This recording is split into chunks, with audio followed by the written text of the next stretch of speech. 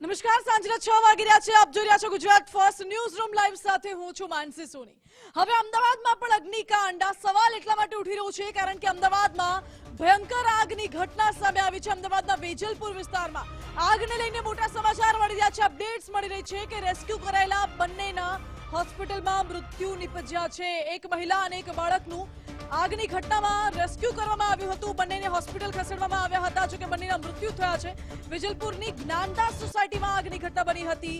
આ જ્ઞાનદાસ સોસાયટીમાં 4 રસ્તા પર જે પહેલું મકાન આવેલું છે, પહેલા મકાનમાં જ એવો ભયંકર વિસ્ફોટ થયો, એવી વિકરાળ આગ લાગી કે આગમાં એક મહિલા અને તેના બાળકનું મૃત્યુ નિપજ્યું છે. મહિલા અને બાળક ગંભીર રીતે ઇજાગ્રસ્ત થયા હતા. તેમને સારવાર માટે નજીકની હોસ્પિટલ લઈ જવામાં આવ્યા, પરંતુ હોસ્પિટલમાં સારવાર દરમિયાન તબીબોએ તેમને મૃત જાહેર કર્યા છે.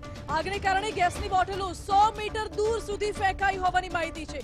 ફટાકડાના રોકેટની જેમ ગેસની બોટલો ઉડી હતી અને આસપાસના જે મકાનો છે ત્યાં પણ નાનું મોટું નુકસાન થયું છે. 5 જેટલા ટુ વ્હીલરને નુકસાન થયું છે. આજુબાજુ જે ગાડી પાર્ક કરેલી હતી, ગાડી પણ આખી બળીને રાખ થઈ ગઈ છે. રેસ્ક્યુ કરાયેલા બંને લોકોના હોસ્પિટલમાં મૃત્યુ નિપજ્યા છે. જ્યારે આ મકાનમાં જે આગ લાગી, રહેણાંક મકાનમાં ગેરકાયદે ગોડાઉન ચાલી રહ્યું હતું અને એ ગોડાઉનમાં એસી રિપેરિંગનું કામકાજ થતું હતું. આ સાથે જ એસીમાં જે ગેસ રિફિલિંગ કરવામાં આવે છે, ગેસ રિફિલિંગનું પણ કામકાજ ચાલી રહ્યું હતું. અને એ જ મકાનમાં નાના ગેસના બાટલા પણ હતા અને ટીન પણ હતા. આસપાસના સ્થાનિકો, પ્રત્યક્ષદર્શીઓનું એવું કહેવું છે કે જ્યારે આ આગ લાગી ત્યારે ફટાકડાની જેમ એક ટીન ફૂટીને બીજી જગ્યાએ ઉડતા હતા અને ફટાકડાની જેમ આ ટીન ઉડીને અન્ય વિસ્તારોમાં પડ્યા પણ હતા. આજુબાજુના જે ઘરો છે, કેટલાક ઘરો પણ આગની ચપેટમાં આવી ગયા હતા. નુકસાન પહોંચ્યું હોય તેવા પણ સમાચાર મળી રહ્યા છે. સ્થાનિકોનું એવું પણ કહેવું છે કે સોસાયટી કમિટી દ્વારા અનેક વખત રજૂઆત પણ કરવામાં આવી હતી. મકાન માલિકને નોટિસ પણ ફટકારવામાં આવી હતી, છતાં પણ કોઈ જ પગલાં ભરવામાં આવ્યા નથી. આગ ઉપર અત્યારે તો કાબુ મેળવી લેવાયો છે, પરંતુ તપાસ હજુ પણ કરવામાં આવી રહી છે. મારી સાથે સંવાદદાતા માનસી જોડાઈ ગયા છે લાઈવ.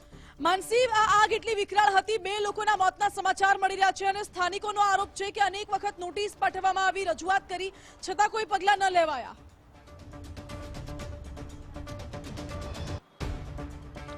ચોક્કસથી માનસી, કહી શકાય કે અત્યારે ફાયર વિભાગ દ્વારા આગ ઉપર તો કાબુ લઈ લીધો છે, પરંતુ 2 નિર્દોષ લોકોના જીવ ગયા છે. એક માતા અને એક બાળક, વાલસોયું બાળક, કે જેના આ ઘટનાના કારણે મોત નિપજ્યા છે. ગંભીર બાબત એ સામે આવી રહી છે કે આ નેચરલ મોત નથી, પરંતુ આ જે મોત થયા છે તે ગંભીર બેદરકારીના કારણે મોત થયા હોવાનું સામે આવી રહ્યું છે. ગુજરાત ફર્સ્ટની ટીમ જ્યારે આગ લાગવાનો જ્યારે મેસેજ મળ્યો ત્યારે ઘટના સ્થળ પર પહોંચી હતી. ત્યારે માનસી, એટલા ગંભીર દ્રશ્યો હતા ઘટના સ્થળના કે જે મકાનમાં આગ લાગી હતી તેની આજુબાજુના લગભગ 4 થી 5 મકાનોને પણ નુકસાન થયું હતું અને મકાનોની જે બહાર જે ગાડીઓ પાર્ક કરી હતી, જે વાહનો પાર્ક કર્યા હતા, એ પણ એટલી હદે બળીને ખાખ થઈ ગયા હતા કે ના પૂછો વાત. આટલી જે ગંભીર બેદરકારી છે તે સામે આવી છે.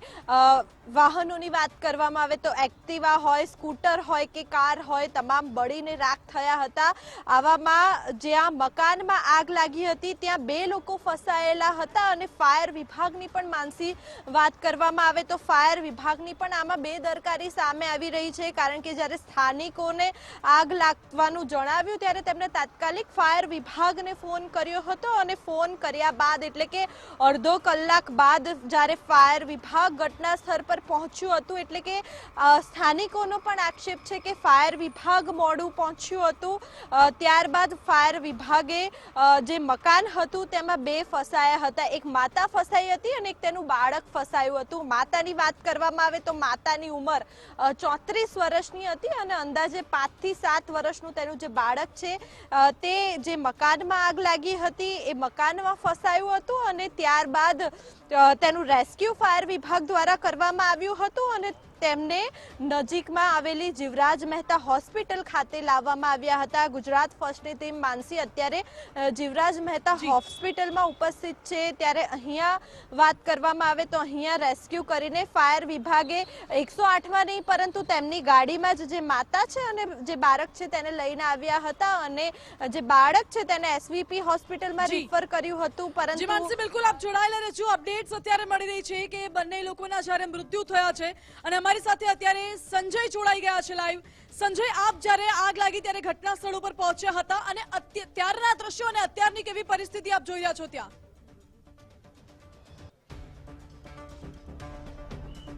બિલકુલથી ખૂબ જ જે ઘટના હતી તે ટોક ઓફ ધ ટાઉન બની છે, કારણ કે ઘણા સમય જે છે આ પ્રકારની પરિસ્થિતિ જ્યારે અહીં સર્જાઈ છે ત્યારે આ જે બ્લાસ્ટ હતો તો કેટલો તીવ્ર હતો એ દ્રશ્ય થકી આપણે બતાવવાનો પ્રયત્ન કરીશ. આપ જોઈ શકો છો કે આ જે મકાન છે તેની બહાર જે ગાડી પડી હતી તે ગાડીની અંદરના જે સ્પેર પાર્ટ છે તે હાલ જે શોધે પણ જડે એવું નથી, કારણ કે તમામ જે ગાડી છે આવી 5 ગાડીઓ બળીને ખાક થઈ ગઈ છે. આ જે દ્રશ્ય છે તે આપ જોઈ શકો છો કે અંદર કોઈ સ્પેર પાર્ટ પતરા સિવાય બચ્યો નથી.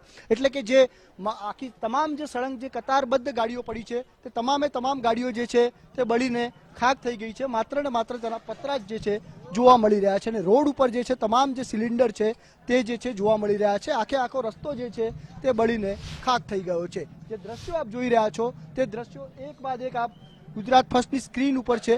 અને જે ગાડી છે તેની અંદરનો જે હાલ આપ જુઓ કે આ જે બ્લાસ્ટ છે તેના કારણે અંદર પણ કોઈ જ પુર્જા તેના બચ્યા નથી. કેમેરામેન વિક્કીને કહીશ કે ગાડીની અંદરનો ચિત્તાર બતાવે કે આ બ્લાસ્ટ કેટલો વિસ્ફોટક હતો અને આજે તમામ જે દ્રશ્યો છે તે આપ જોઈ શકો છો. એટલે આ જે ઘટના છે તે ખૂબ મોટી દુર્ઘટના છે અને જે મોન્ટુ કરીને જે વ્યક્તિ આ તમામ ધંધો ચલાવતો હતો તે અને તેના જે ફાધર છે તે બંને અહીં છે અને તેમના પત્ની અને પુત્રનું જે મોત થયું છે, એટલે કે જાતે જ તેમને કૂવો ખોદ્યો હોય, પોતાના ઘરમાં આ પ્રકારની સામગ્રી રાખતો હતો, આખું ગોડાઉન બનાવી રાખ્યું હતું. જોઈ શકાય છે કે એકવાર ફરી જે ગોડાઉન છે, હું ગોડાઉન કહીશ, આ ઘર નહીં, એક રેસિડેન્શિયલ સોસાયટીમાં આ પ્રકારનું ઘર અને તેની અંદર આખું ગોડાઉન કરી રાખ્યું હતું. કેટલો બધો સામાન છે.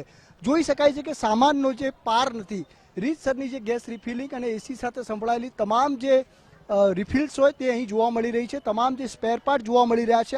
આખું પરિસર જે છે તે ગોડાઉનમાં જોવા મળી રહ્યું છે. એટલે તમામ જે ભરેલો સામાન હતો, એક પ્રશ્નાર્થ એ થાય છે કે આ મકાનની અંદર કેટલા વિશાળ પ્રમાણમાં તમામ સામગ્રી મૂકેલી હશે, કારણ કે આખું ગોડાઉન જે આખું જે બળીને ખાક ગયેલો જે સામાન છે તે જોવા મળી રહ્યો છે ને આખું ગોડાઉન જે છે આ બળીને ખાક થઈ ગયું છે. જે વેપારી છે તેને જ પોતાની પત્ની અને દીકરાને ગુમાવવાનો વારો આવ્યો છે, પરંતુ જે દ્રશ્યો છે તે સ્પષ્ટ કરી આપે છે કે આ પ્રકારની જે ઘટના છે તે ખરેખર ખૂબ મોટી દુર્ઘટના બની છે.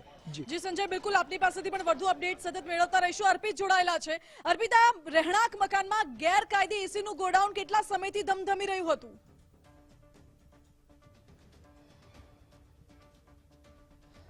હાલ તપાસનો વિષય છે કે કેટલા સમયથી અહીંયા ચાલી રહ્યું હતું, પણ હાલ હકીકત સામે આવી છે કે સોસાયટી કમિટી દ્વારા અગાઉ ભૂતકાળમાં લેખિતમાં નોટિસ આપવામાં આવી હતી અને અનેકવાર મૌખિક સૂચના પણ આપવામાં આવી હતી કે વાંધાજનક જે ચીજ વસ્તુઓ છે એમાં ગેસનો બાટલ સહિતની જે રિફિલ કરવા માટે ગેસ રિફિલ કરવા માટેના ઉપકરણો છે એ હટાવી લેવામાં આવે, કેમ કે ગમે ત્યારે લોકો માટે જોખમકારક સાબિત થાય એ પ્રકારની નોટિસ પણ આપવામાં આવી હતી. પણ એમ છતાંય જે માલિક છે એમના દ્વારા કોઈ પણ પ્રકારની તસદી લેવામાં ન આવી હતી અને આપ જોઈ રહ્યા છો કે હવે સોસાયટીની કમિટી છે એ કમિટી નું નિવેદન હાલ પોલીસ દ્વારા લેવામાં આવી રહ્યું છે અને અધિકૃત રીતે આખી પ્રોસેસ છે એ કરવામાં આવી રહી છે. હાલ પ્રાથમિક તબક્કે જાણવાજોગ ફરિયાદ લેવામાં આવશે. જાણવાજોગ ફરિયાદ લીધા પછી બેદરકારી બદલ જે અહીંયા રહેતા માલિક છે જેમને આખો સામાન રાખ્યું હતું એની સામે ગુનો દાખલ કરવાની તૈયારી પણ આ પોલીસ દ્વારા હાલ તૈયારી દર્શાવવામાં આવી છે.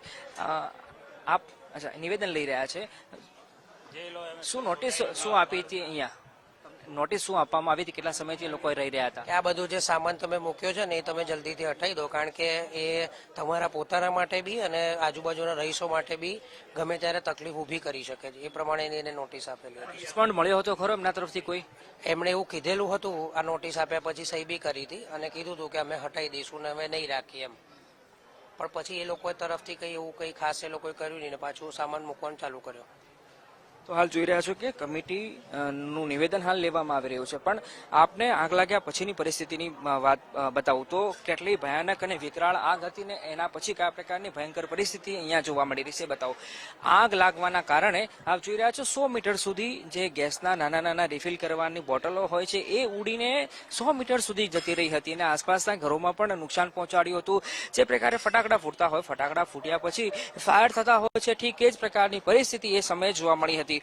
શરૂઆતમાં એટલે કે લગભગ 3 થી 4 વાગ્યાના અરસામાં બપોરે આગ લાગી હતી. ત્યારે લોકોને એ પ્રકારનો અહેસાસ થયો કે રામનવમીના કારણે કદાચ શોભાયાત્રા નીકળી હોય એટલે ફટાકડા ફૂટતા હશે, એ પ્રકારનું લોકોનું અનુમાન હતું. પણ પછીથી ખબર પડી, જ્યારે લોકો બહાર નીકળ્યા ત્યારે આગ લાગી હતી એ પ્રકારની એમને ખ્યાલ આવ્યો અને લોકો પોતાના ઘરની બહાર દૂર સેફ જગ્યા પર જવા માટે પણ તેઓ જતા રહ્યા હતા. અને આપ જોઈ રહ્યા છો મહિલાઓ અહીંયા છે અને સોસાયટીના લોકો છે. દાદા, આગ લાગી ત્યારે કેવું વિકરાળ, ભયાનક, ડરનો માહોલ હતો? બોર્ડર ઉપર રહેતા ને એ રીતે અમારું ફાયરિંગ થતું હતું. આ બધા ઉડતા હતા, બધા એકદમ બોર્ડર ઉપર જાણે હોય ને એમ ફાયરિંગ થતું હતું. સતત હવે બધાને લઈને ઘરમાં જ બચાવીને બધા દૂર જતા રહ્યા અમે ખાલી કરીને. હમણાં પણ આપ જોઈ રહ્યા છો કે કેટલીક મહિલાઓ છે નાના બાળકો સાથે અહીંયા દૂર પોતાના ઘરેથી દૂર અહીંયા જોવા મળી રહ્યા છે. બેન, જ્યારે આગ લાગી ત્યારે કેવો ડરનો માહોલ હતો ને તમે કયા પ્રકારે આખું એક્ટ કર્યું હતું, શું કર્યું હતું જ્યારે આગ લાગી હતી ત્યારે? આગ લાગી ત્યારે અમે તો ઘરમાં ટીવી જોતા હતા અને બોટલો ફૂટી, આમ ફટાકડાથી વધારે અવાજ આવે, એકદમ જોરદાર ફૂટ્યા હતા.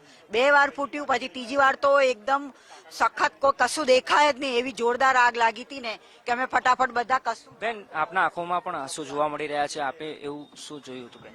અમે છોકરાઓને લઈને અમે બચી ગયા. છોકરાઓને લઈને મારા સાસુ એ ઘોડિયામાં સૂતા હતા, મારા ટ્વિન્સ મામો છે એને લઈને ભાગી, હું બેબીને લઈને ભાગી અને દિલવાનો રૂમાલ ઉઠાડી અને વાગતા હતા છતાં અમે દોડી છે. બેન, તમારું ઘર ક્યાં હતું ને કેવી રીતે દોડ્યા? મારું ઘર અહીંયા છે, 12 નંબર છે. અહીંયા ગાડીની આગ લાગતી હતી ને અમે આવતા હતા.